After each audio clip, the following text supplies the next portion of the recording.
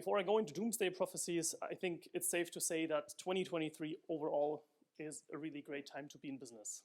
But at the same time, just in the past half decade, we have reached several tipping points as a species that are fundamentally changing how business success is achieved today. The biggest milestone we have reached in the Western world is abundance. We now have an abundance of products.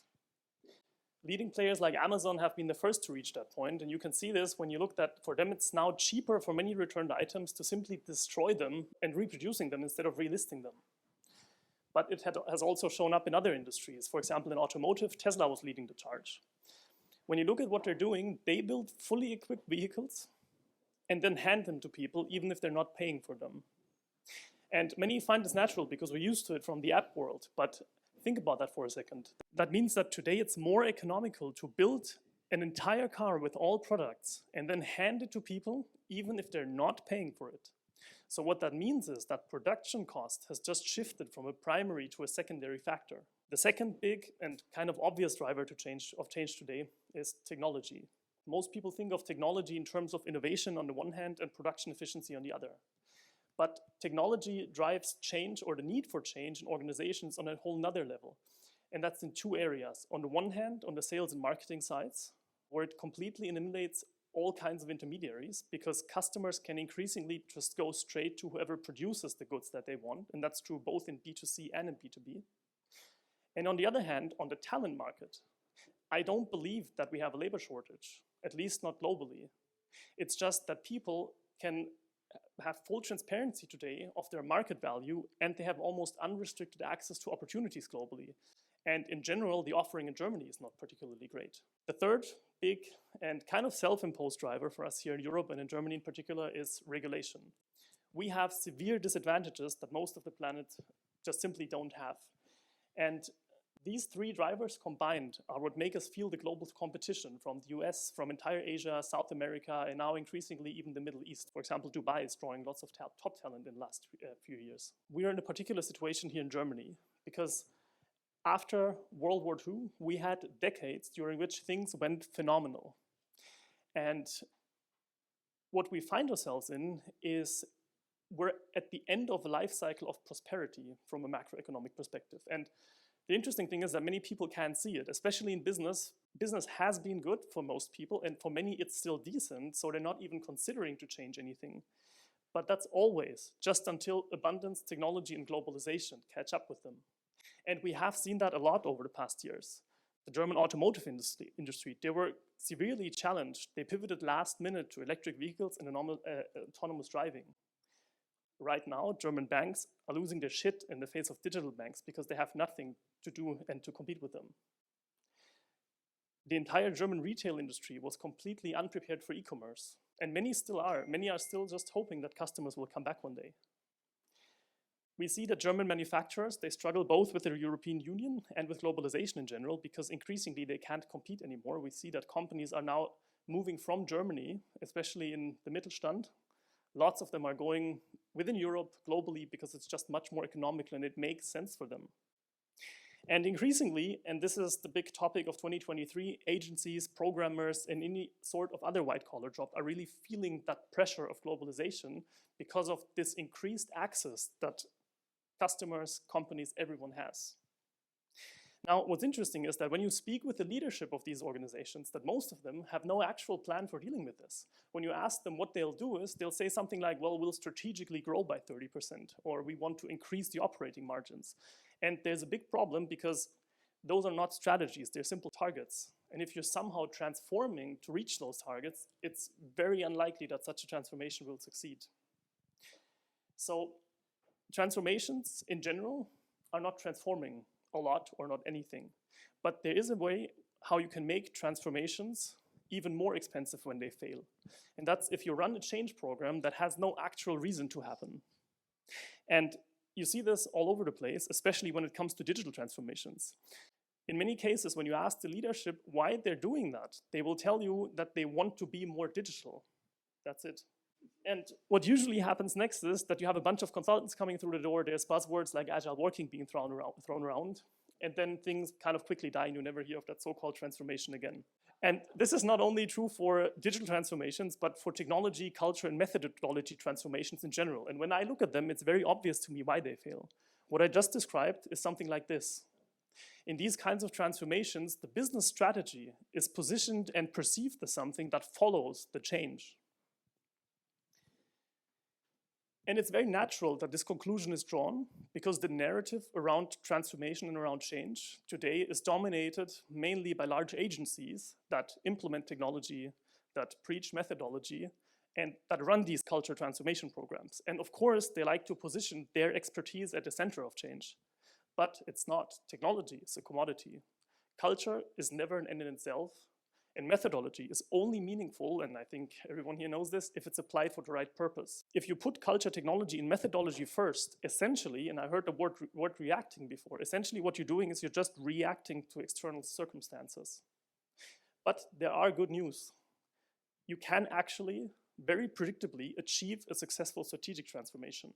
Strategic intentional transformations do follow a playbook that makes them so predictably successful. What's interesting is that by taking that intention, you move yourself from that reactive passive state in whatever circumstance you find yourself in and move to a proactive state where you're in charge. And that's a game changer. And I mean that it literally changes the game. And when you look at games, there's a recurring theme in all of them, from basketball to soccer to even chess. And that is that if you're playing defense, it's very difficult to win games because you rarely or ever score by playing defense. And it's the same in business. In business, playing offense always solves your problems, as long as your defense is not a complete disaster. And the same is true for business transformations. You need to play offense, or in other words, you need to lead the change. And doing that is surprisingly simple. That's why I'm here today. There are just 4 essential steps that need to be executed in the right order. And what most transformations do is they start at the exact wrong end. So what you typically see is that they train certain people in the organization in some new technology, a new methodology, a new way of working, and then they hope that somehow, they call it a grassroots movement, they hope that this grassroots movement will somehow transform the entire organization. When you think about it, it doesn't even make sense. How would that work? So here's what you need to do instead. The first thing you need to do is you need to establish a strategic vision. And what that means is an objective view on your market and the disruptive forces that drive your market. So this is not an internal exercise where you get to say, I want to be the next Google. This is looking outward. Then in step 2, you can define, based on the strategic foresight, you can define your business objectives, and then you need to merge those in a very concise statement that serves as your winning aspiration, and that's your North Star in the transformation. So this is where you get to say, we're the next Google. The third and crucial step, and this is the step that is almost always skipped, revolves around the questions of how do we achieve that, this winning aspiration? What does our organization need to be able to deliver, and what capabilities does it need? Or in other words, how do we need to design our organization so it can achieve that winning aspiration? And skipping that step is ridiculous. It's like saying we want to race in the Formula 1, but let's get driving and worry about the car later. Of course, you need to build a fast car in order to go fast, just like you need to intentionally design your organization in order to enable it to achieve your winning aspiration. And then the fourth and final step, this is where you execute the strategy, you run the communication campaign, etc. And what's funny is that this is the step that leaders often fear because they feel like they will face resistance and even that they lose people. But interestingly, this is actually the easiest step once you do your homework, because you have that defined winning aspiration that gives people a clear why they're doing what they're doing, and that serves as a unifying message that rallies and aligns them. There's one central element that's still missing. This is the one defining factor, and I've actually had a conversation before where I think that very nicely fits. It was an example where the leadership was not on board, and this is the one factor. It's the head of the organization. And you may be wondering how important is that head. So I brought some data to circle in on this.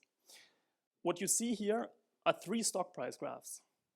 They're all from the same company, and each of those graphs shows the company's history for a time span of more than a decade. What you see here is the history of Microsoft. The left graph shows Microsoft under Bill Gates. There was innovation, and there was exponential growth. In the middle, that's the Steve Ballmer era. And actually, funny story, Steve Ballmer was the one that publicly said on television multiple times that he thinks the iPhone is a feature that will never gain any significant market share. But under Steve Ballmer, he managed to destroy Microsoft's culture of innovation within a matter of months. Under him, the stock price stagnated for 14 years, and when he stepped down as CEO, Microsoft faced liquidation. And then Satya Nadella came in, and he did the same thing just in reverse. Again, within a couple of months, he put Microsoft back on the track of innovation and on exponential growth. That's the graph on the right-hand side. So it's 3 graphs from the same company with the same people in the company, mostly, just with a different lead. And of course, there's many more examples like this one. I've personally led change programs on a large scale. For example, for a large chemical player, we completely changed the culture around data for around 20,000 employees. And I've been involved in smaller programs. For example, for an agency, we helped the leadership to translate their vision in order to position a team of around 200 people to be a market-leading team in Central Europe. In both cases, because they had this very defined why and this very defined winning aspiration where they wanted to go, they were able to move their top performers on their most strategic opportunities. And hand in hand went that they were able to attract better talent because they could explain to people how they would give them room to grow and how they could drive topics there. And then generally speaking, when you strategically transform and intentionally transform, it's much easier to handle disruptions in the market. Ideally, you foresee them. That's the whole point of the transformation. But even if they're unforeseen, because you're in that constant mindset and you have the capability for change, it's much easier to react to changes. For example, something like a COVID pandemic.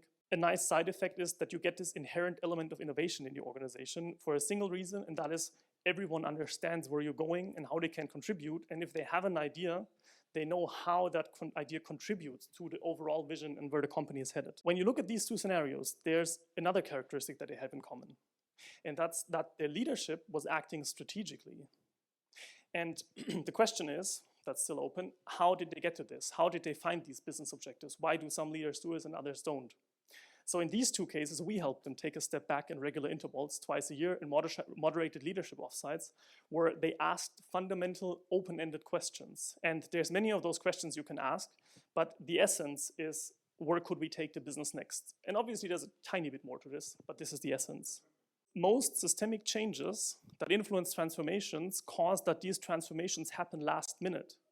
And then there's no actual time to transform. So the organization is essentially just reacting to external circumstances and then going into cycle after cycle of just reacting to new developments. So if you want to take just one thing from everything I just said, then it's this.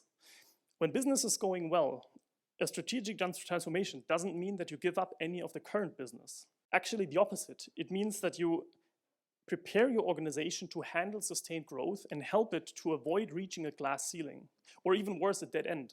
You really want to make sure that what you're successful with today is also what you're successful with tomorrow and the day after tomorrow.